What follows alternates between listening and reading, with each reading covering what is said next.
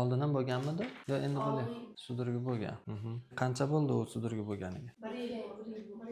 Injiqlik qilganda qattiq yig'lash ham bormi? Qattiq yig'lab, hali dod deb yig'lash bormi? Yig'ilsa ko'karib qoladi. Sal yig'laydi, shundan ko'karib qoladi, o'ziga keltirib olamiz. Shundayda taklamiz, Kim ko'rib turadi o'zi? Doimiy ko'rsatib turasizlarmi nimaga? Nevropatolog ko'rsatmaganmisizlar? Nimaga? Endi masalan, endi injiqlik, endi kichkina mazasi. Isitma kirmadimi? Yaqinda kirdi, 39 isitma kirdi. Istimadan ehtiyot bo'ling. Endi opa sudurgi bergan bo'lsa, oldin moyilli bo'ladi-da. Daja 38 ga ham unaqa sudurgi berib yuborishi mumkin. Endi har bitta bolada sudurgi bergan paytda bola orqaga ketib qoladi-da. Bola qanaqa orqaga ketib qoladi? Sustroq bo'lib qoladi, bunday hayotga bunday kurashuvchanligi pasayib qoladi-da. O'zini ham kayfiyati yo'q bo'ladi. Sizga ham jabr bo'ladi-da. Hali holatini ko'rasiz-da, battardan siqilasiz. Undan ko'ra o'sha isitma chiqmasligini harakatini qilaylik. Yo'tali yo'qmi? Bir ikkita bor, kech qoladi. Apkasini eshitib qo'ychi. Hech nima yemayapti. Ishtahasi. Yig'lashdan ham qo'rqamiz bularda. Bo'ldi. Tomog'ini ko'rsatarmikin endi shpatilda? Har yig'laganda qatiydimi? Yo'q, uzoqroq davom etadi, qatmaydi, o'ziga kemaladi. Yo'qsa endi qatidirmikin deb biz o'zimiz qo'rqib ketyapsizlar, ha? Sekin yotqisiz. Qani bitta ko'raychi? Bitta ko'raychi. Qani? Qarashib ketib bo'ldi. Ko'taring. Endi moyillik bor, bekora. Bu bola katta bo'lib ketgungacha, mana o'zini o'zi yengib ketgungacha bu shunday holatda turadi. O'choq bo'lib, katta o'choq emas.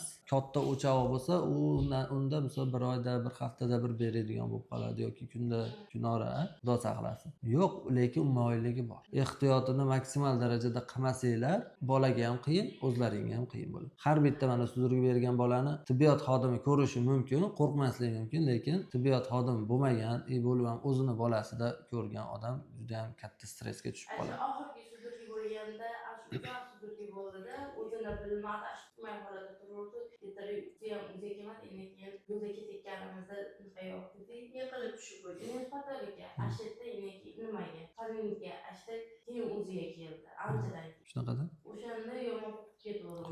O'zi bu stresslarni kelajakda sizda natijasi bo'ladi-da. Tushunyapsizmi? Hali bir xil bemorlar keladi-da, onalar, nima bo'lgan? Ha, uyim tinch, erim yaxshi, qaynotam yaxshi, hamma yo'q tinch bo'ladi, lekin bolasida shunaqangi yo sudurgichniy yoki boshqa qanaqadir kasalliklar o'tkazgan bo'ladi-da, o'sha paytda stresslar bo'ladi. U keyinchalik sizda ko'rsatish ehtimolligi bor. Endi o'zingizni ham ehtiyot qilish uchun, bolani ham ehtiyot qilish uchun maksimal qarovda yaxshi qilib turishingiz kerak. Isitma ko'tarilishiga iloji boricha yo'l qo'ymaslik kerak. Misolinki bola bilintirmasdan yurib qo'yadi-da, yurib o'yin qaroqlik qilib o'ynab qo'yadi, boshqa qiladi. O'shanda siz bilmay qolishingiz mumkin. Iloji boricha har kuni o'zingizga odat qiling. Bitta peshanalarni ushlab, qonlarini ushlab, isitmasi bormi yoki yo'qmi, kerak bo'lsa 2 mahal ertalab turganda kech paytda qilib tursiz, gradusni doimiy bo'lsin. Misol tug'ilgan paytda chaqaloqlarda bitta gradusni bo'ladi-ku, har kuni isitmasi o'lchanadi-da. Ko'pchilikka misol radomdan javob berayotganda shu narsani tayinlab jo'natishadi. Shu narsani bola katta bo'lgungacha qilavering, ziyoni yo'q.